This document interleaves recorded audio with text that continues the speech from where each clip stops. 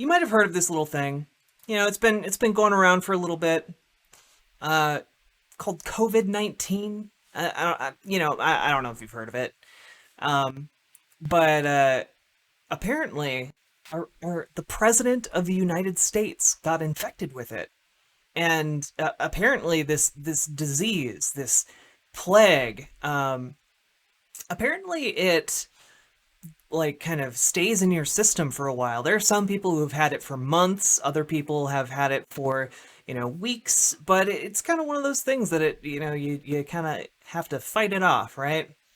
Well, our president got infected with it at the tail end of last week or sometime before that. We're not really sure. But he was diagnosed with it at the tail end of last week. And now he's back in the White House, which you might be like, oh, that's a little strange because it hasn't been that long. Surely he's still ill. But you know what? You shouldn't make those assumptions because here's the thing. Um, Turns out that not only has Trump beaten this horrible illness, um, he has actually uh, unveiled a commemorative coin to show that he has beaten COVID-19. And you can buy it for yourself from the White House store, the White House gift shop, for $100. $100.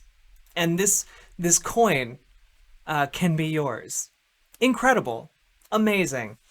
Um, and it's the speed at which these vultures are able to kind of surround the bloated, rotting corpse of our victorious president in order to profit from it's incredible, right? And yes, also get COVID from it. Correct, Ashley. Ashley, I'm having a good day. As you can tell, I'm wearing like a cute little polka dot thing. So I mean that's just one element of this story. It's not like a huge deal, but we can kind of look at this tweet from Trump. And again, granted, this was from God only yesterday. It every day now feels like an eternity. Um, Trump saying, "I will be leaving the great Walter Reed Medical Center today at 6:30 p.m. feeling really good. Don't be afraid of COVID. Don't let it dominate your life. We have developed, under the Trump administration, some really great drugs and knowledge. I feel better than I did 20 years ago." There's one small catch to that, though, and that catch is the fact that he is the president of the United States, which that should be pretty obvious, right? Like the president gets the top-notch medical care, but the way he's talking about it implies that there is going to be some kind of equivalent for average, everyday people. Um, Here's the thing, that's not true. That's not the case at all. Um, in fact, there are problems with this that extend beyond beyond really just COVID-19. It's just that the spinning of his treatment as like, wow, look at the advances of medical science that are available to everyone. And that's true if you have a lot of money. Unfortunately, we don't. A lot of people don't have a lot of money, so we get feel-good stories like this. Um, Now, you might be saying to yourself, oh, this 2-year-old's family couldn't afford his $20,000 electric wheelchair, something he would need in order to get around. Um, and their insurance wouldn't cover it, which is, usually what people have insurance for, to cover absurdly expensive things that they can't afford. Um, so the local high school robotics team built him one. Now, granted, this story is from last year. It's old, but I think it's indicative of how we have all of the medical advances necessary to provide this 2-year-old child with an electric wheelchair. However, we decide not to provide that to them because they're poor. Like as a collective society, right? And so then we have that failure of our system and wider society spun by a lot of our pro-capitalist establishment media into a feel-good story. And if you think I'm saying, oh, you think I'm over-exaggerating, let's just take a little look at this. Oh, the sweet music here. You want to give it a Give it a try? shot, bud. Not the straps. Straps are fascinating. That's not what they worked on. Now, like the whole framing of this video is that this is a positive thing. And you know what? On a individual, small-time basis, if we're just looking at the individual actors involved, it is a nice feel-good story about a group of kids seeing a need in their community and stepping up to provide for that need. However, if you look beyond that individual community and at the wider structure that implements and enforces this sort of austerity, this sort of like commitment to not meeting people's medical needs, then it becomes a horror story, which is what the tweet from Public Citizen here is clarifying. Now, when it comes to COVID-19, the same story plays out, except we're seeing the opposite end, right? So instead of like a bunch of do-good citizens stepping up and fulfilling a need, we have the President of the United States receiving the best possible care and then using that as evidence that the system works, which it doesn't. So we have that aspect of this story. However, it continues. The big news of the day, obviously, is that Trump, upon returning to the White House, announced that COVID-19 is the relief that was promised. Nancy Pelosi promised literal months ago would be coming very soon. It's just not going to happen until after the election. So this is his small-brained attempt to kind of like extort the American populace into voting for him. But I think this is probably going to backfire into less of what he wants to have happen and more that people in the Democratic Party will just be able to use this as we'll just be able to use this and be like, hey, we can promise you COVID relief if Biden wins. If he gets into office. So the only way that you're going to get money is if you vote for Biden. So like it just kind of evens the playing field. Like Trump could have forced the Republican Party to pass through COVID-19 relief before the election and use that for a great deal of publicity. So this is actually taking like a huge playing piece off of his own table for really no reason, other than maybe fueling his own ego as like a bold decision maker, right? So this is a bad thing for a lot of people because it means a lot of people who are relying on COVID relief are going to be very hurt by this. Probably a lot of people are going to be losing their apartments or their homes. And I read somewhere that around 40% of restaurants might close as a result of these talks halting. So this is bad. Like, really, really not a good thing. And it's happening for no reason other than to flatter an old man's vanity. So Trump or Orange Man actually bad in this case. So that's not ideal, right? However, the story doesn't end here. I mean, obviously, it's bad for people on the ground. On a political level, it's good-ish for Biden. It's kind of a free win for him on this issue. And so that should help him in the election. Uh, However, for everyone else, it kind of sucks. It sucks big time. Um, Now, you might be thinking, wow, that's a whole lot of COVID stuff.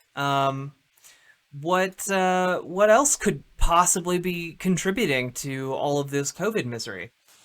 Well, it turns out that the White House has decided, for no discernible reason, that they do not want the CDC to do contact tracing for the Rose Garden event in which multiple senators were infected with COVID-19. The president himself might have been infected at this point, or might have been infected earlier than this. Um, Bill Barr also came down with an infection. We now have, today it was revealed that an admiral for the Coast Guard is infected with COVID-19. And so all the Joint Chiefs of Staff are quarantining. This is a really big deal, a really bad thing. In the middle of all of this, it's very, very weird that the White House is saying, "Oh no, no, no. CDC, all of your resources, we don't need that. We're going to use the in-house White House doctors to do contact tracing for this." Which is strange because the in-house White House kind of medical wing is not equipped to deal with this at all. That's why we have a CDC. And it's very, again, very odd. I really want to hammer that home because essentially all of the people who are here are now just kind of floating off into the wild. Now, that's not to say that the White House medical staff aren't doing anything about this. They are doing some contact tracing. However, they are not equipped to deal with this in the sense that they cannot get the addresses, like the physical addresses, to like notify people and get a hold of people who were at this event. Instead, all they have are names and emails. So they're missing some people, or like others aren't learning that they have COVID until later. It's all very bizarre and messy.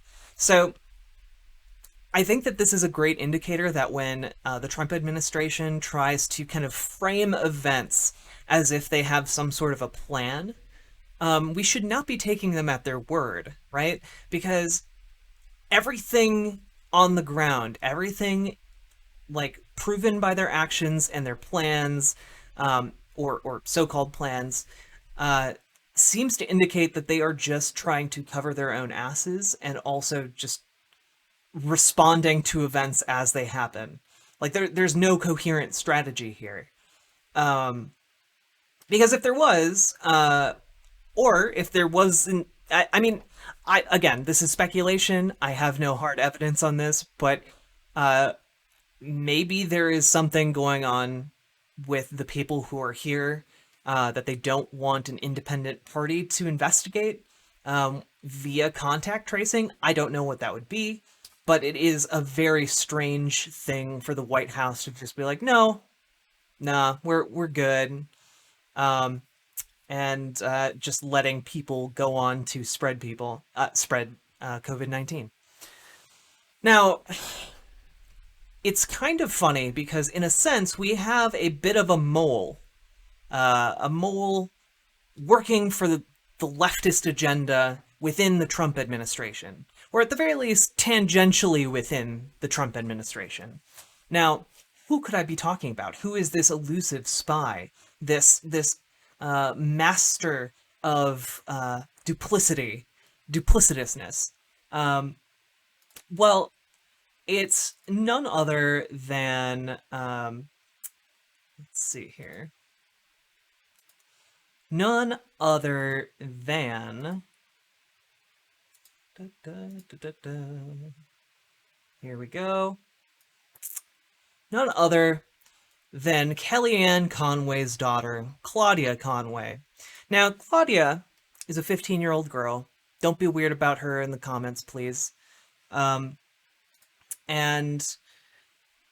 Claudia seems to have a better grasp on politics than most people in the Trump administration, and her her TikToking has been very revealing about the state of just kind of the Trump administration and the way that knowledge is disseminated.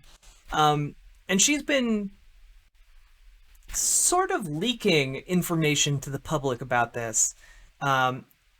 And also, it kind of looks like child abuse. So, here's the deal.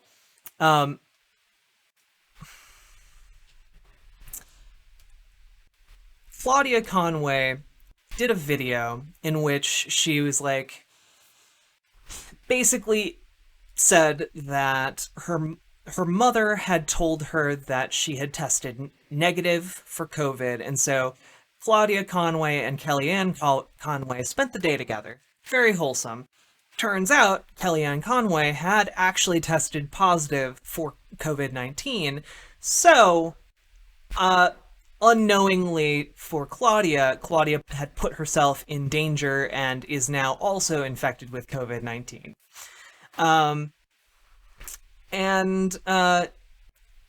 Now Kellyanne knows that Claudia has been using her TikTok in a as a good leftist comrade. So we now get videos like this, like kind of a hostage situation. Do it now.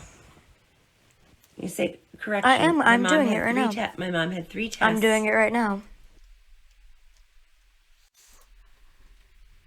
And it gets tested immediately. Progressively Mom, more uncomfortable. I guess I misinterpreted it. You guess you misinterpreted it. You guess you misinterpreted it? Yeah, you said it was negative. So I spent the day with you. And Send me. I got that result.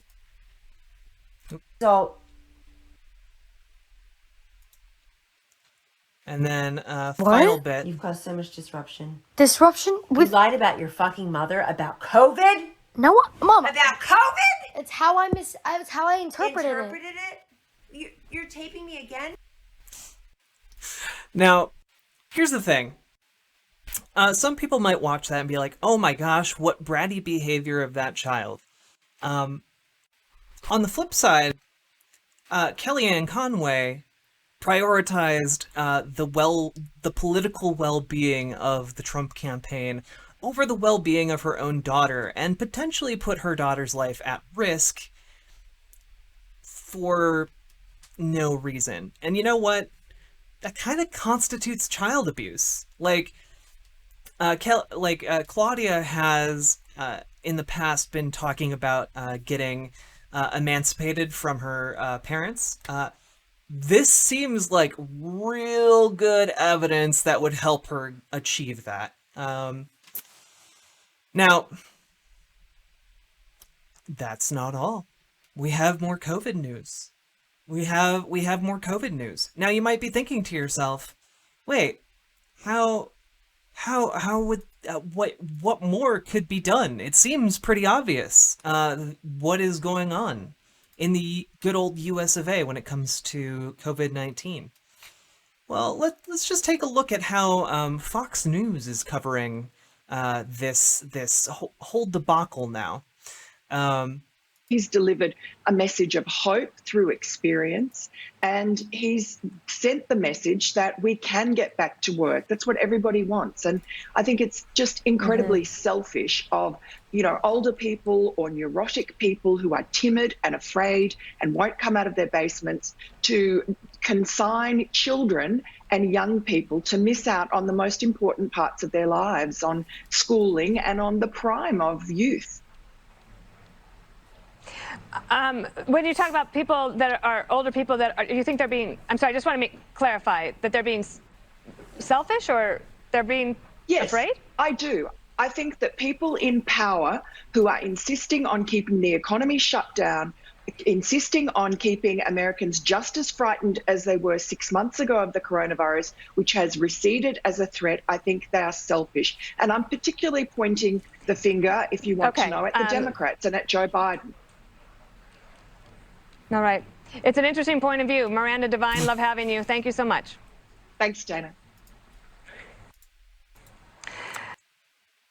Yeah, that's what that is. That it's an interesting point of view.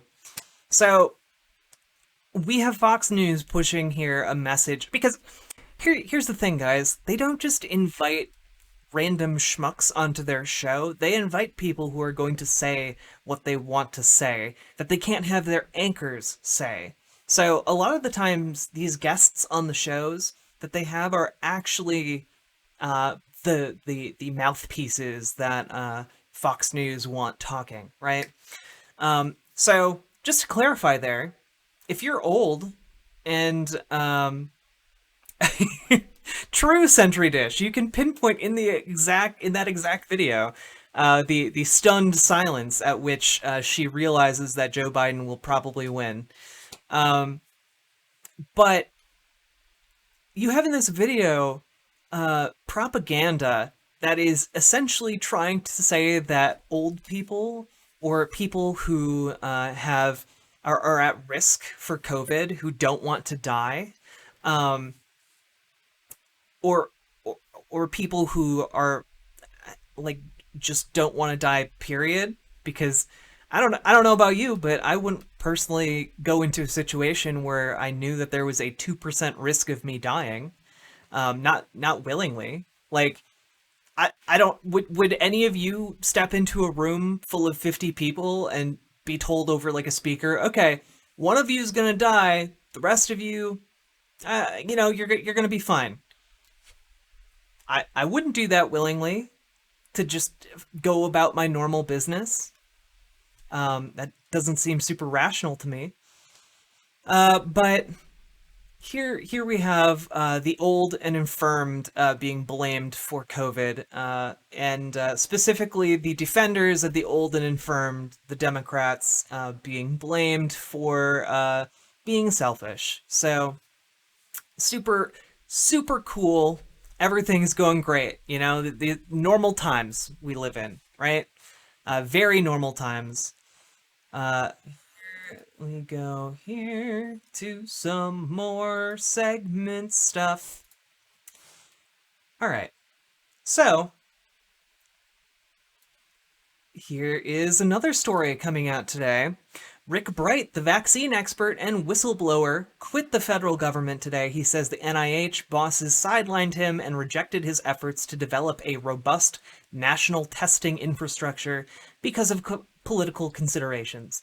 So when I say in segments like both past and future that the Trump administration is actively trying to make sure that you die and has at every step of this botched it or intentionally sabotaged it, this is the kind of stuff I'm talking about. We could have a national testing infrastructure. We could make sure that everyone who needs a COVID-19 test is tested, and that those testing results are returned in a timely manner. Instead, we have some people waiting like 10 days for their COVID-19 results, which is unacceptable because at that point you might as well just quarantine without testing anyway. So all of this is just such a colossal fuck up on every single level, on every single and it's on the shoulders of every single sycophant around Trump who enables this bullshit, and it's also on Trump himself. So I think we need to remember that when Trump is gone, the stains of his administration should remain on every single person who aided him in his endeavors.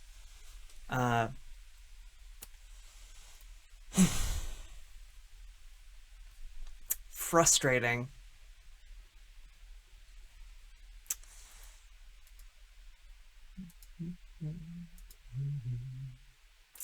However, that's not all.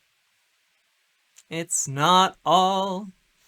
Turns out, our our good conspiracy theorist friends on Facebook are spreading that Trump coming down with COVID-19 is an assassination attempt. So remember last week? Remember when we had some people from QAnon come into the chat and talk about how Trump's magic blood was going to save us because it was going to be the basis for a vaccine? Now we have the flip side of that, where actually it's evil Democrats and leftists, and if we're going to be honest, they probably are also anti-Semitic and racist, so Jews and blacks, who have concocted a poisonous cocktail of virus, where just going around and pouring it on the doorknobs they know that Trump likes to lick. And that is gaining traction. So everything's good. Yeah, look, I noticed this tonight. Tucker, right before the debate, man wipes Trump's podium where he puts his hands in wire connected to his mic. Coronavirus on rag. Who is this man? Suit with looks like brown boots. Dang. Man, this is the hard-hitting evidence of a man with gloves wipes down Trump's podium and microphone prior to the debate.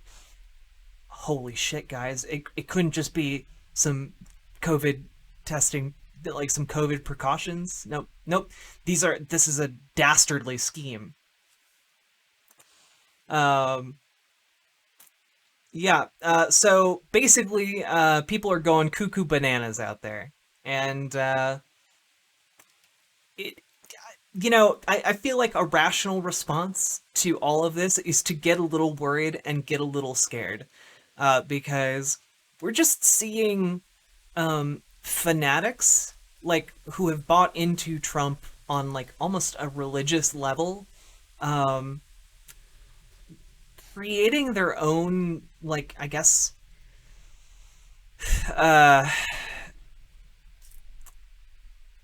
like, deific myth around this guy. If he does die in this case, then he becomes a martyr. That validates all of their crazy thoughts and bullshit, which will then lead to people being more willing to commit violence in his name. If he lives, then he becomes a messiah, who saves us all with his magic blood.